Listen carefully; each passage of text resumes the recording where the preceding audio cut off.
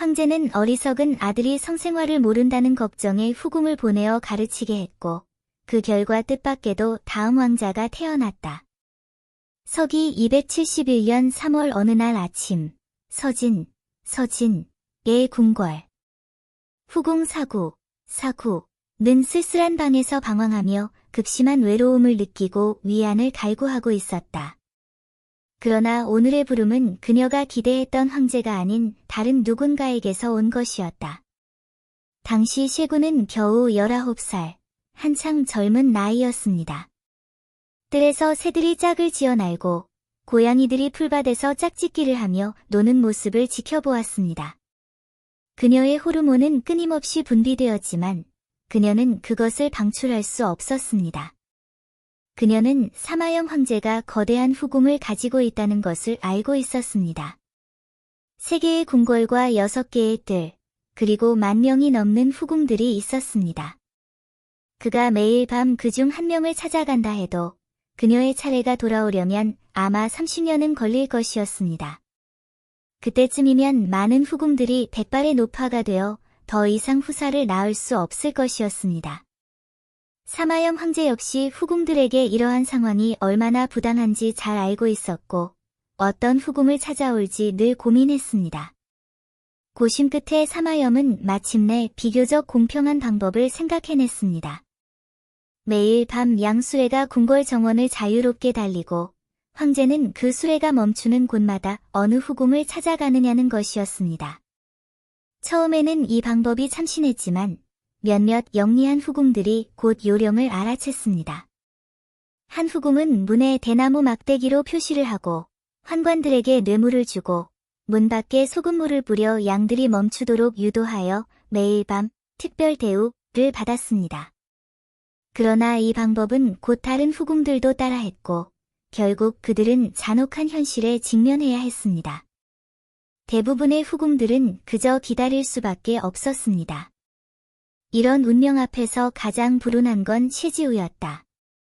오랜 세월 궁궐에 머물렀던 그녀는 황제의 총애를 한 번 받은 후 다시는 소환되지 않았다.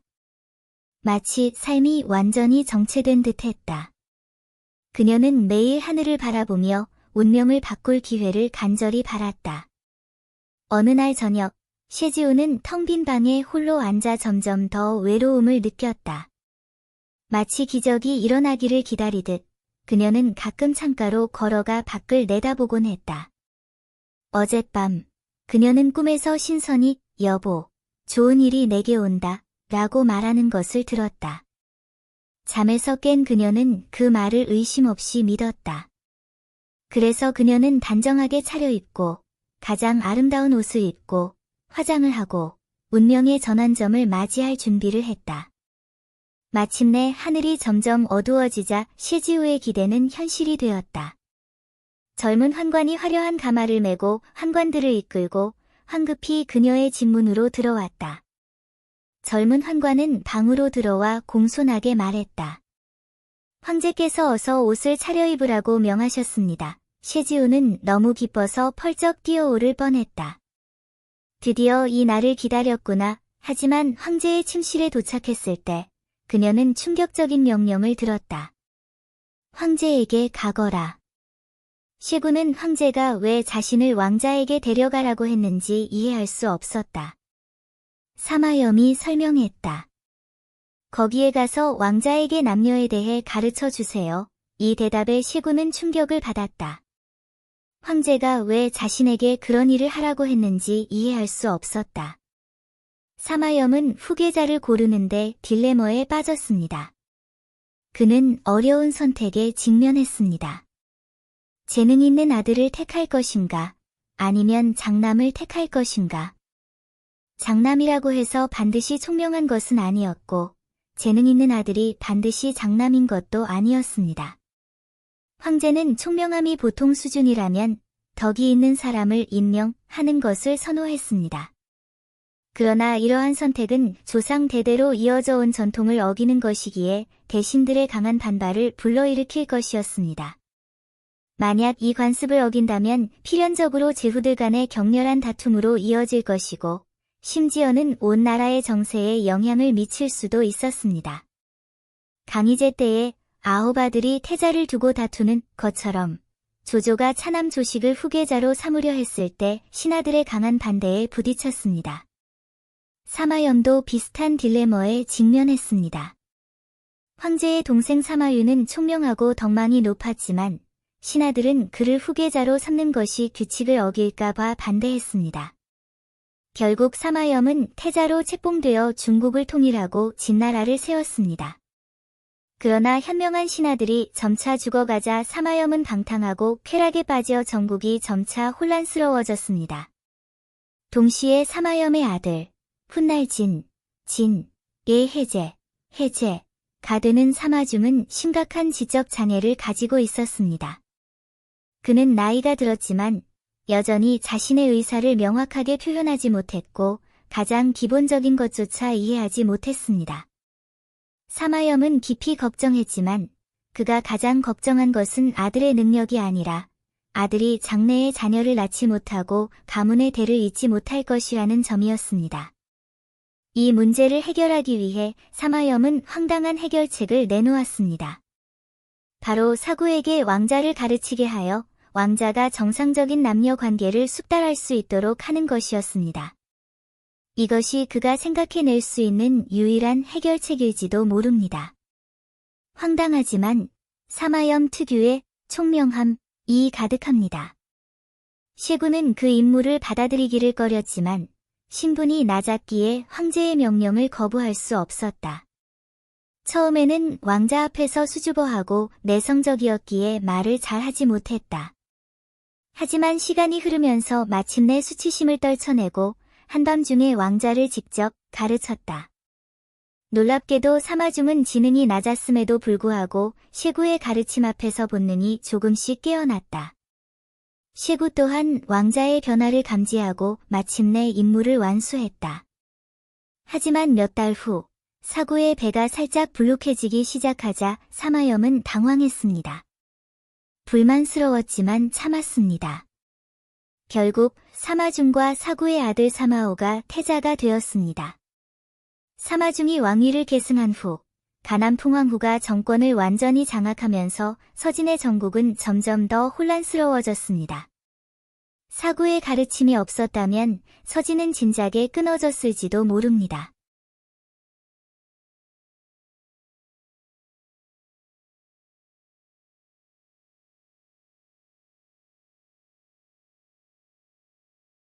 벌거벗은 채 매달려 하체에 철봉을 꽂고 전기 충격을 가한 채 비인도적인 일본 침략자들은 미친 듯이 식량을 강탈했다. 1943년 12월 허베이성 푸핑현 핑양진의 우물가에서 슬픔에 잠긴 마을 사람들은 울부짖으며 러이촌 부녀구호회 이사인 류야오메이의 시신을 건져냈다. 시신이 발견되었을 때 그녀는 알아볼 수 없을 정도로 형편없었고 얼굴에는 분노가 가득했으며 마치 여전히 가해자들을 노려보고 있는 듯했다. 이 광경을 본 구경꾼들은 큰 소리로 울지 않을 수 없었다. 그녀의 온몸은 벌거벗고 있었고 눈은 살짝 감겨 있었으며 머리는 목과 거의 분리되어 얇은 피부층으로만 연결되어 있었다. 가슴에는 피가 낭자했고 복부는 일본군에 의해 잔인하게 갈라져 있었고 드러난 내장은 보기에도 견딜 수 없었다. 허벅지의 상처는 더욱 끔찍했고 뼈가 드러나고 상처가 고르지 않았다. 이 모든 것이 사람들을 가슴 아프게 했고 끝없는 존경과 후회로 가득 차게 했다. 22세라는 젊은 나이에 용감하게 목숨을 바친 류야오메이는 항일의 영웅으로 한 세대를 풍미했습니다. 그녀는 로이 마을 부녀구호회 이사로 마을 여성들을 이끌고 고된 항일 투쟁을 벌였습니다. 1943년 11월 말 그녀는 일본군의 포로로 잡혀 적의 고문을 받으며 용감하게 전사했습니다. 결국 그녀는 잔혹하게 살과 심장을 절단당했지만 국가적 정의를 위해 목숨을 바쳤습니다. 그녀가 죽은 후에도 일본군은 그녀의 시신을 내어주지 않고 머리와 가슴을 절단했으며 심지어 그녀의 허벅지 살을 만두 만들어 평양의 일본군 거점으로 끌고 갔습니다. 결국 일본군은 그녀의 시신을 아무런 인간성도 없이 차가운 우물에 던져버렸습니다. 류여우메이는 셀 수 없이 많은 고난을 겪으면서도 일본군의 만행에 굴하지 않았습니다. 그녀는 항일 신념을 고수하며 용감하게 목숨을 바쳤습니다. 그녀의 희생은 너무나 가슴 아픕니다. 그녀와 같은 수많은 영웅들 덕분에 수억 명의 사람들이 자유와 해방을 얻었습니다. 그녀의 비극적인 죽음과 영웅적인 정신은 모든 중국 아들딸들의 가슴에 맹렬한 불길처럼 새겨져 후손들에게 이 역사를 영원히 기억하도록 고무합니다. 류여우메이는 1921년 허베이성 푸핑현 로이촌에서 태어났습니다. 그녀는 가난한 집안에서 자랐고 가족은 농사일로 생계를 이어갈 수밖에 없었습니다. 현명한 류여우메이는 일찍부터 부모님의 노고를 알고 가족을 부양하는 데 힘썼습니다. 이러한 어려운 상황 속에서 그녀는 불굴의 의지와 불굴의 인품을 키웠습니다. 나이가 들면서 류여우메이는 점차 공산당의 사상을 접하게 되었고 항일 구국운동에 헌신했습니다. 17세에 중국 공산당에 입당하여 조국의 독립과 민족 부흥을 위해 싸우겠다고 결심했습니다. 류여우메이는 평범한 시골 소녀였지만 어려움을 두려워하지 않고 혁명의 대의에 헌신했습니다. 1939년 그녀는 로이 마을 부녀구원회 이사가 되어 여성들을 조직하여 항일 활동을 시작했습니다. 그녀는 쉽게 이해할 수 있는 부녀해방가를 직접 작사했을 뿐만 아니라 정기적으로 여성 학습 모임을 열어 모두가 항일 의지를 다지도록 이끌었습니다. 그녀의 지도 아래 로이 마을 여성들은 적극적으로 문화를 배우고 항일 전쟁에 참여했으며 전선에 있는 군인들에게 옷과 식량, 그리고 기타 필수품을 지원했습니다. 1943년 일본군은 태평양 전선에서 패배하고 절망에 빠지기 시작했습니다. 그러나 그들의 만행은 멈추지 않고 더욱 잔혹해졌습니다. 9월, 일본군은 평양을 점령하고 대규모 학살을 감행했습니다. 수만 명의 민간인이 폭력으로 목숨을 잃었습니다. 로이 마을 또한 위기에 처했습니다. 일본군 아라이 부대는 평양에 여러 거점을 설치하고 공포 정치를 실시하며 팔로군으로 의심되는 사람들을 체포하기 시작했습니다. 이때 로이 마을 주민들은 렌자거우로 피난을 가야 했습니다. 11월 18일, 일본군은 또 다른 기습 공격을 감행했습니다. 이 소식을 접한 류여우메이는 즉시 로이 마을로 돌아와 임무를 수행했지만 불행히도 일본군에게 포위되어 포로로 잡혔습니다. 류여우메이는 체포된 후 일본군에 의해 소위 적색사단으로 끌려가 아라이에게 직접 신문을 받았습니다. 아라이는 피에 굶주린 악마로 임신한 여성의 배를 갈라 잔혹하게 태아를 꺼낸 적이 있었습니다. 그러나 류여우메이의 강경한 의지 앞에서 아무리 강압하고 유도해도 류여우메이는 어떤 정보도 밝히지 않았습니다. 일본군은 그녀를 때려 죽이고 3일 밤낮으로 고문했습니다. 잔혹한 일본군은 사무라이 검으로 그녀의 허벅지 살을 잘라 구워 그녀 앞에서 먹었고 다른 사람들에게도 지켜보게 하고 그녀의 고기를 먹도록 강요했습니다. 결국 류여우메이는 22세의 나이로 일본군의 고문을 견디다 장렬히 전사했습니다. 당나라 때 일본은 2명의 아름다운 미녀에게 경의를 표했습니다. 고종 황제는 너무 두려워서 다음날 2사람을 철장에 가두었습니다. 중국의 오랜 역사 속에서 당나라는 의심할 여지 없이 매우 매력적이고 생동감 넘치는 왕조였습니다. 이 시기에 당나라는 웅장하고 포용적이며 개방적이었습니다. 중원에서 최고의 지위를 차지했을 뿐만 아니라 세계적으로도 큰 명성을 떨쳤습니다. 당나라는 당시 아직 폐쇄적인 국가였던 일본을 포함한 여러 나라의 관심과 존경을 받았습니다. 당시 일본은 아직 문화가 발달하지 않은 작은 나라였지만 다른 나라의 선진 문화를 배우는데 매우 능숙했습니다. 발전을 도모하기 위해 일본은 사신을 보내 당나라를 방문하고 당고종에게 2명의 미녀를 선물했습니다.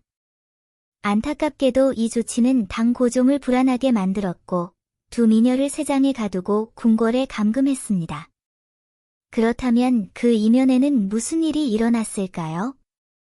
당시 당나라는 아직 안사의 난을 겪지 않았고 나라는 전성기를 누리고 있었습니다. 내외부의 어려움은 아직 가시지 않았고 당고종의 통치 능력 또한 매우 뛰어났습니다. 어떤 사람들은 그를 측천무후, 부천무후와 같은 인물들과 비교하지 못한다고 비난하며 그가 아버지로부터 나라를 물려받은 것에 불과하다고 생각하지만 사실 당고종은 뛰어난 재능을 지녔습니다. 그는 때때로 여자와 쾌락에 탐닉하고 후궁의 후궁들을 두며 관능적인 쾌락에 탐닉했지만 당나라의 번영에 크게 기여했고 외적의 침입을 결코 막지 못했으며 나라의 영광을 수호했습니다. 당시 일본은 해외의 선진 문화를 배우고 흡수하는 단계에 있었습니다. 일본은 겸손과 근면함으로 유명합니다. 어떤 학자들은 이를 국화와 칼에 비유하기도 하는데 이는 일본이 국화처럼 온화하고 겸손하면서도 칼처럼 날카롭고 무자비하다는 의미입니다. 작은 나라였던 일본은 당나라와의 큰 차이를 보고 실용적인 태도를 취하여 사절을 파견하여 당나라의 선진 문화를 배우기로 했습니다. 당나라는 이러한 겸손한 배움의 자세를 매우 환영했고 양국 간의 교류는 무역과 문화 교류를 포함하여 계속 심화되었습니다. 오늘날까지도 일본어와 문자에는 당나라 문화의 흔적이 여전히 남아 있습니다. 일본은 당나라의 예우의 표시로 여러 차례 진귀한 보물을 바쳤고 당고종 또한 이에 큰 관심을 보였습니다. 그러나 시간이 흐르면서 이러한 진귀한 보물들은 당고종을 점점 지루하게 만들었습니다. 당나라는 부유하고 강력했으며 많은 보물을 다른 나라에 의존할 필요가 없었기 때문입니다. 그래서 당나라 사신들은 새로운 아이디어를 생각해냈습니다. 바로 절세의 미인 2명을 보내는 것이었습니다. 이 제안은 당고종의 호의를 즉시 얻었는데 이는 그의 미인 취향에 딱 맞는 것이었기 때문입니다. 그래서 당나라 사신들은 2 미녀를 데리고 산과 강을 넘나드는 길고 험난한 여정을 거쳐 마침내 일본에서 당나라에 도착했습니다. 이 소식을 접한 당고종은 크게 기뻐하며 즉시 많은 대신들을 접대하고 사신들을 예의 바르게 맞이했습니다. 그날 고종은 거의 취해버릴 정도로 술을 마셨고 너무 흥분한 나머지 2 미녀를 꼭 껴안고 싶은 마음을 주체할 수 없었습니다. 하지만 기대에 부풀어 침실로 들어서자 기묘한 괴물 2 마리가 그를 맞이했다. 알고 보니 2 미녀의 화장이 너무 기괴했다. 얼굴에는 하얀 가루가 두껍게 발려 마치 백지처럼 창백해 보여 한눈에 보기에도 불쾌했다. 더욱 기괴한 것은 눈썹이 없다는 점이었다. 그 모습은 너무나 기괴했다. 무엇보다 눈부시고 무섭게 생긴 검은 이빨은 더욱 용납할 수 없었다. 당고종은 즉시 오한을 느꼈다. 어제의 기쁨이 떠올랐고 오늘의 기쁨이 이렇게 된 것을 깨달았다. 그는 몹시 화가 나서 당나라 사신들이 고의로 괴물을 보내 자신을 속이고 있다고 생각했다. 분노한 그는 즉시 2 미녀를 우리에 가두고 당나라 사신들을 불러 황제에게 그런 이상한 선물을 보낸 것에 대해 엄하게 질책했다. 이는 황제를 모독하는 행위이자 황제를 속인 죄악임이 분명했다.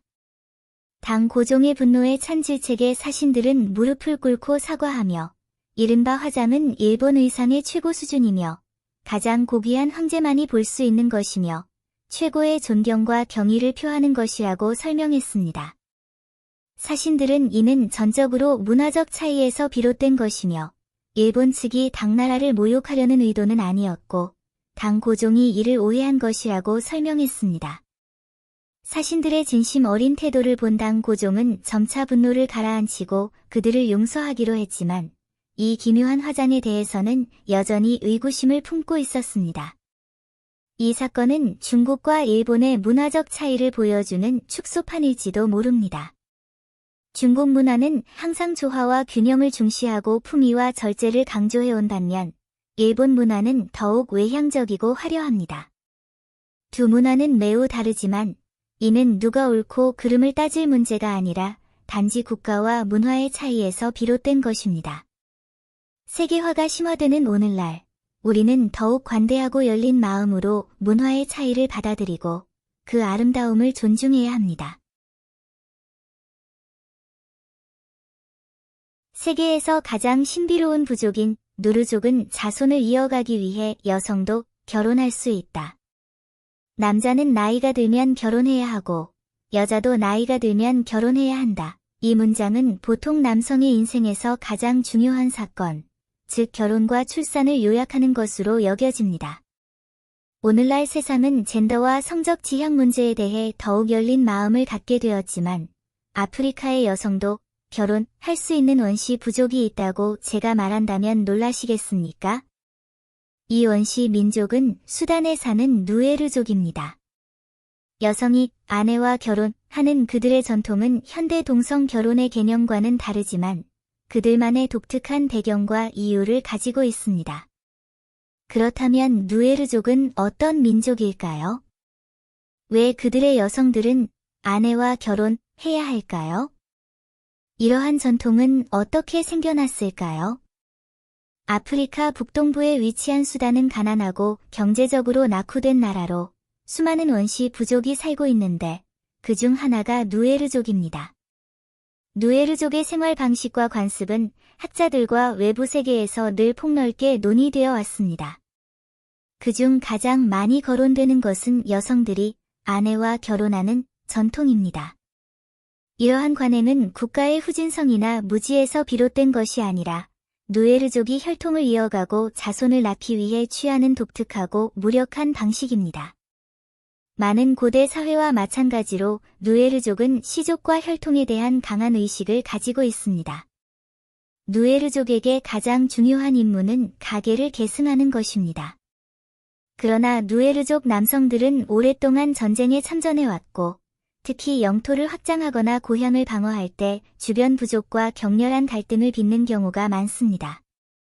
전투 중 사망률이 매우 높고 많은 가족이 남자 자녀를 잃었습니다. 이 경우 전통적인 남자 상속은 큰 어려움을 겪습니다. 특히 가족의 여자 자녀가 단 한 명뿐인 경우 이 유일한 이 가족 상속의 희망이 됩니다. 이러한 딜레마를 극복하기 위해 누에르족은 여성이 아내와 결혼하는 관습을 받아들였습니다. 당시에는 복제 기술이 없었기에 여성은 출산을 통해 생식의 임무를 완수할 수 없었습니다. 하지만 혈통을 이어가기 위해 누에르족은 씨앗 빌리기라는 창의적인 방법을 도입했습니다. 이 때문에 혼란스러울 수 있습니다. 두 여성이 어떻게 생식을 할 수 있을까요? 정답은 씨앗 빌리기에 있습니다. 이 전통에서 아내와 결혼하는 여성은 스스로 임신할 수는 없지만 다른 남성과의 교배를 통해 가족에게 새로운 생명을 불어넣을 수 있습니다. 씨앗 빌리기 과정이 순조롭게 진행되도록 가족은 보통 남성들에게 후한 보상을 주고 아내와의 감정적 갈등을 피하기 위해 임무를 완수한 후에는 빨리 떠나라고 요구합니다. 다른 잠재적인 문제를 방지하기 위해 가족은 아내들이 이 남성들의 얼굴을 보지 못하도록 조치를 취합니다. 따라서 이 전통은 누에르족 사회에서 그다지 이상하게 보이지 않으며 사회 질서에 부합하는 합리적인 관행으로 여겨집니다. 여성이 남편이 되면 가족의 책임도 져야 합니다. 누에르족에서는 여성의 결혼이 문제시되지 않고 오히려 사회 질서의 지속으로 여겨집니다. 새로 결혼한 여성은 부족의 증인 아래 결혼식을 올리고 부족 원로들은 증인으로서 축복을 보냅니다. 누에르족에게 이 의식은 다른 사회의 남녀 결혼식만큼이나 엄숙하고 신성합니다. 누에르족의 소에 대한 집착은 더욱 충격적입니다. 누에르족의 문화에서 소는 신성함, 그리고 지위와 거의 밀접하게 연관되어 있습니다. 소는 신의 상징이자 중요한 부의 원천입니다. 가족 구성원 중 소를 더 많이 소유한 사람들은 사회적 지위가 더 높은 경향이 있습니다. 누에르족의 생산 활동은 거의 소를 중심으로 이루어집니다. 소는 식량의 원천일 뿐만 아니라 정체성의 상징이기도 합니다. 누에르족에게 소는 생계의 보장일 뿐만 아니라 가족의 사회적 지위를 나타내는 중요한 상징이기도 합니다. 누에르족은 농업에도 종사하지만 항상 유목민으로서 깊은 정체성을 가지고 있습니다. 소는 그들의 삶에서 중요한 역할을 하는데 일상생활뿐 아니라 부족 간 사회적 교류에도 중요한 역할을 합니다. 소는 종종 사회적 관계를 유지하는 유대감과 상징으로 사용됩니다. 오늘날까지도 이 문화는 누에르족의 마음속에 깊이 뿌리내리고 있습니다. 누에르족은 원시적인 삶의 방식을 고수해왔지만 세계화의 물결은 점차 그들의 삶에 영향을 미치고 있습니다.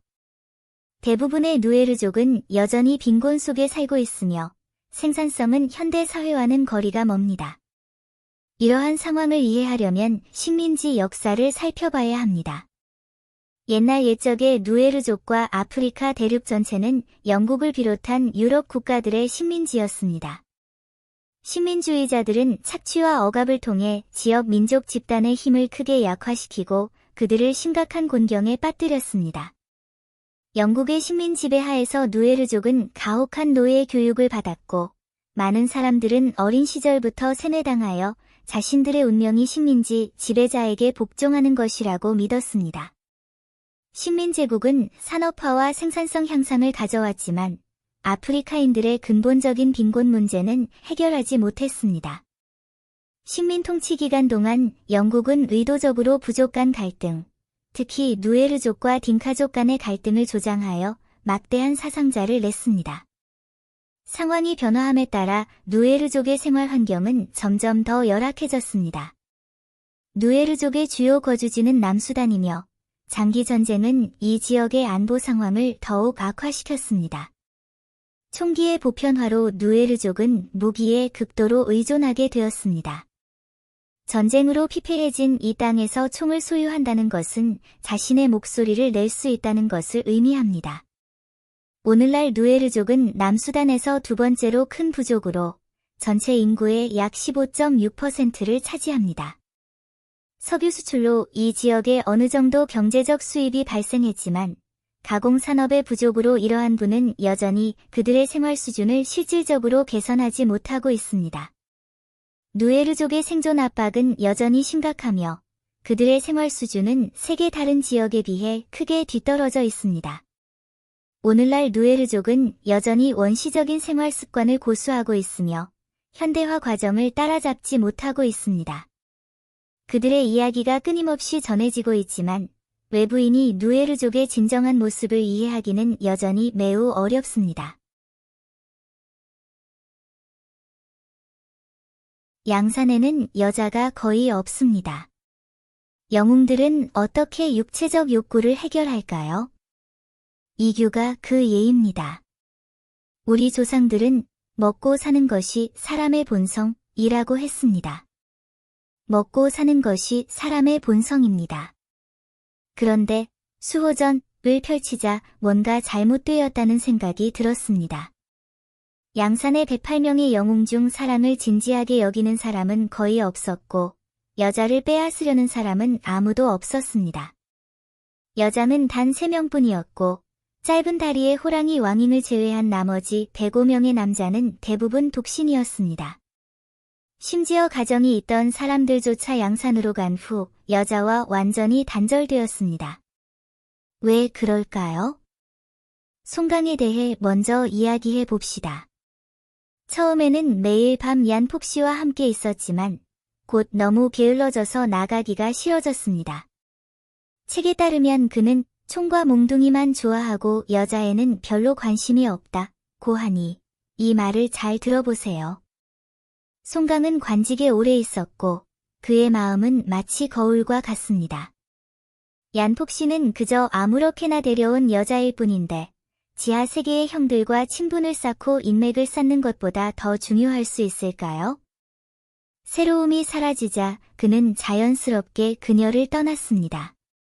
루준이는 더욱 전형적인 인물입니다. 그는 대명주에 부유한 남자입니다. 그의 아내 지아는 꽃처럼 아름답습니다. 하지만 그는 매일 근육을 단련하고 아내를 집에 남겨둡니다. 결국 지아는 가정부리고와 관계를 맺게 됩니다. 루준이는 왜 이렇게 냉정할까요? 한편으로는 무술에 푹 빠져 무술계에서 이름을 떨치고 싶어 하지만 다른 한편으로는 여자를 그저 출산 도구로만 여깁니다. 무술의 충절이 어찌 귀할 수 있겠습니까? 차옥에는 더욱 어처구니 없었다. 그는 둥시촌의 부자였다. 매일 잔치를 벌이고 선물을 주었지만 결혼은 하지 않았다. 평생 형들과 어울려 놀았다. 그의 눈에는 사랑은 걸림돌이었다. 오직 큼직한 고기를 먹고 큰 사발의 술을 마시고 형들과 큰일을 하는 것만이 중요한 일이었다. 량산에서 욕정을 품지 않는 것은 개인의 선택이 아니라 엄중한 목표입니다. 욕정을 품은 사람은 누구에게나 경멸받을 것입니다. 흑회오리바람 이규를 예로 들어보겠습니다. 한 노파가 자기 딸을 그에게 시집 보내려 하자 그는 즉시 화를 내며 이 더러운 놈. 내가 누구라고 생각하는 거냐? 라고 말했습니다. 그는 탁자를 발로 차고 도망쳤습니다. 그의 생각에 음란한 사람으로 여겨지는 것이 자신을 죽이는 것보다 더 큰 굴욕이었습니다. 류타이공의 딸이 강도를 당했다는 장면은 더욱 잔혹합니다. 송강이 여자를 강탈했다는 소식을 들은 이규는 도끼를 집어들고 욕설을 퍼부었습니다. 당신은 여자를 탐하지 않는 착한 사람인 줄 알았는데 알고 보니 짐승이었어. 나중에 송강이 무죄를 입증했지만 이규는 굴복하지 않았습니다. 딸을 돌려주지 않으면 조만간 당신을 잘라버리겠다. 이는 무슨 뜻일까요? 양산의 가치관에서 음탕하지 않음, 은 영웅의 최소 기준입니다. 이 규칙을 어기는 자는 약한 자이며 산에서 살 자격이 없습니다. 누군가 물었습니다. 이 열혈 남자들은 정상적인 욕구가 없는 걸까요? 차옥의, 송강, 루쥔이의 일상을 보면 알 수 있습니다. 그들은 무술 수련에 온 힘을 쏟습니다. 매일 마상을 하고 창과 몽둥이를 휘두르며 팔다리도 들 수 없을 만큼 지쳐 있습니다. 어떻게 성생활을 생각할 여력이 있겠습니까?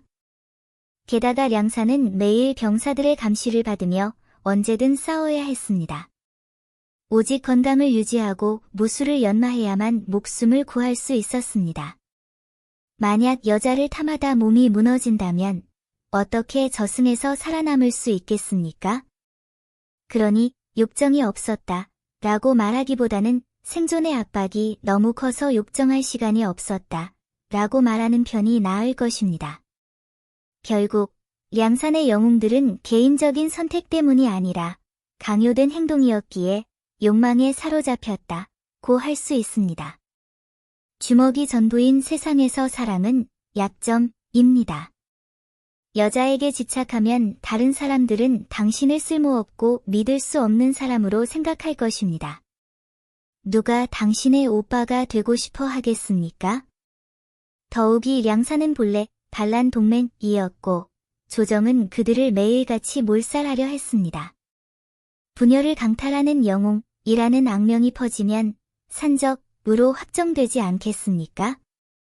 그래서 부자를 강탈하여 가난한 사람을 돕는 것과 음란하지 아니함이 그들의 정치적 올바름이 되었는데 이는 스스로를 위한 기념비를 세우고 일반 산적과 자신 사이에 분명한 경계를 긋는 것이었습니다. 이건 음란함을 버려야 한다는 게 아니라 그가 혼란스러운 시대에 스스로 탈출구를 찾기 위해 금욕을 보호색으로 삼고 있다는 게 분명합니다. 저승의 규칙이 터무니없다고 생각하십니까? 하지만 그 시대에는 그 규칙을 따르지 않으면 양산에서 살아남을 수 없습니다.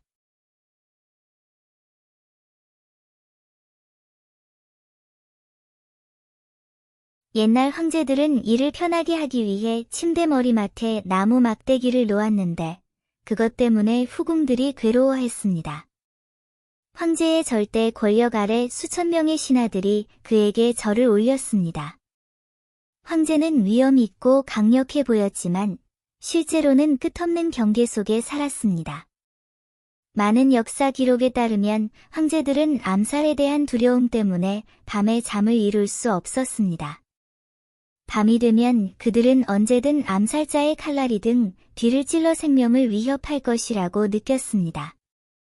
자신을 보호하기 위해 많은 황제들이 다양한 자기보호법을 고안했는데 후궁들을 가장 큰 공포에 떨게 했던 것은 바로 침상지팡이라는 섬뜩한 보호 장치였습니다.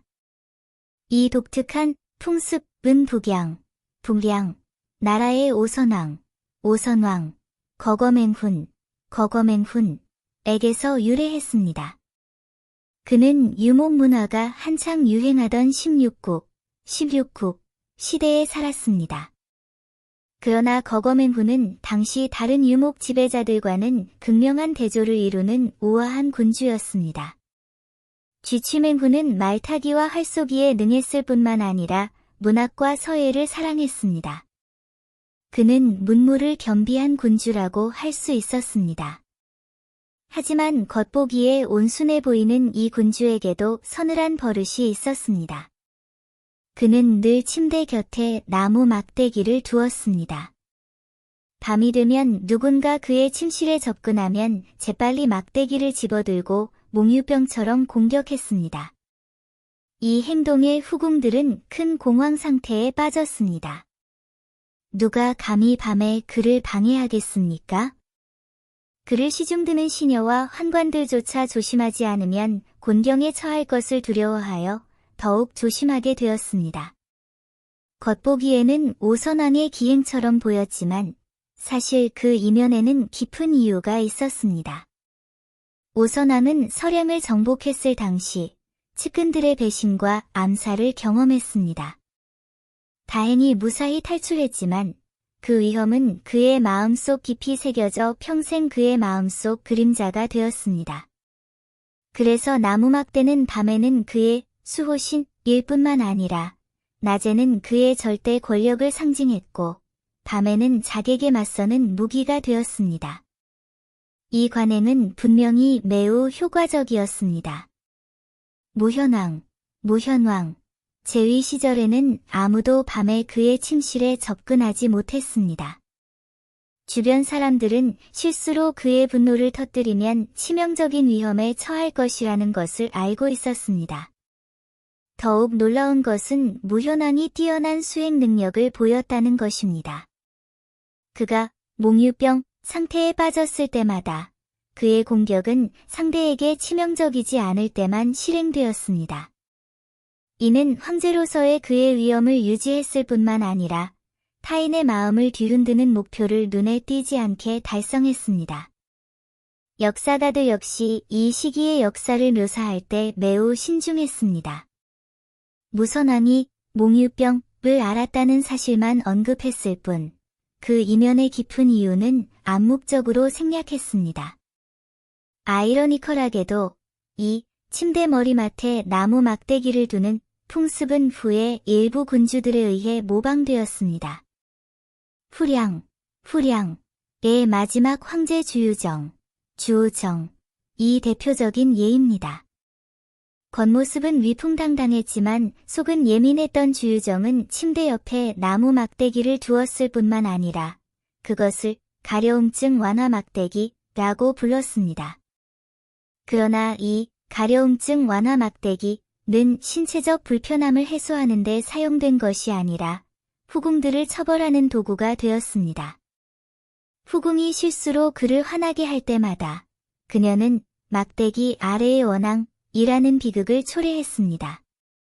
이러한 행동은 조조의 몽중살인 전략과 정확히 일치합니다. 이 모든 것은 황제가 자신의 안전을 지키기 위해 치밀하게 고안한 변장입니다.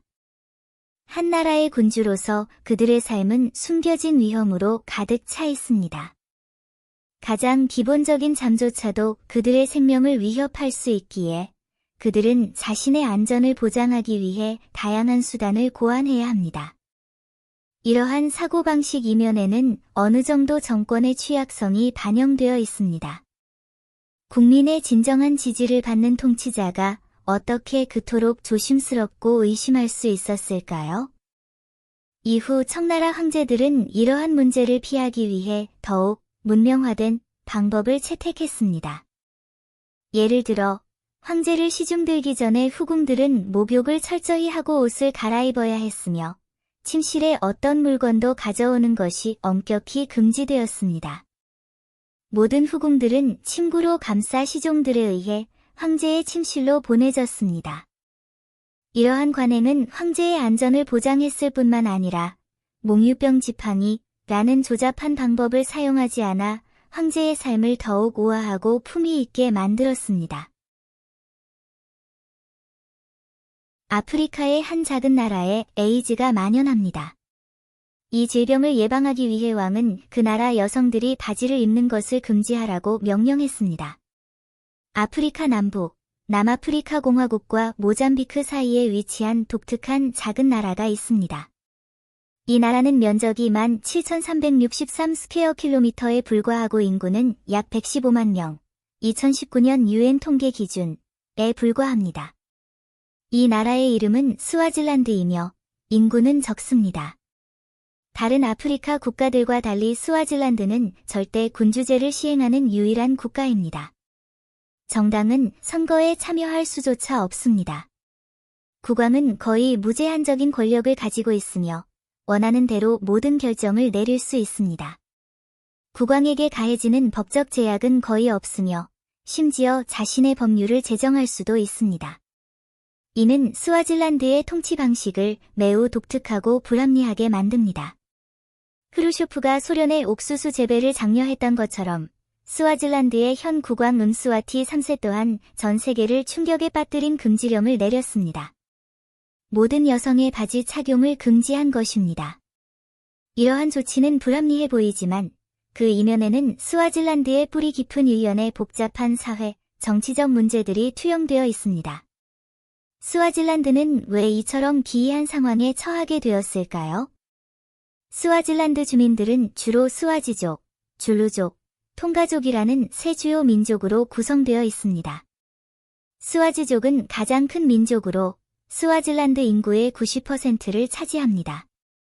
15세기 이전, 스와질란드의 조상들은 주로 동아프리카와 중부아프리카에 거주하다가 이후 점차 남쪽으로 이주하여 오늘날의 국가 구조를 형성했습니다. 스와질란드는 유목 민족에서 점차 군주국으로 변모했습니다. 대항해 시대의 도래와 함께 스와질란드는 식민지 확장의 표적이 될 수밖에 없었습니다. 영국은 19세기 후반 아프리카 식민지화를 시작했고 스와질란드는 남아프리카 공화국에서 영국과 보어인 간의 경쟁에 포함되었습니다. 1890년 스와질란드는 영국과 보어인이 공동 관리하는 지역이 되었습니다. 이후 발발한 보어 전쟁에서 영국은 보어인들을 근소한 차이로 물리치고 스와질란드를 장악하여 영국의 식민지로 편입했습니다.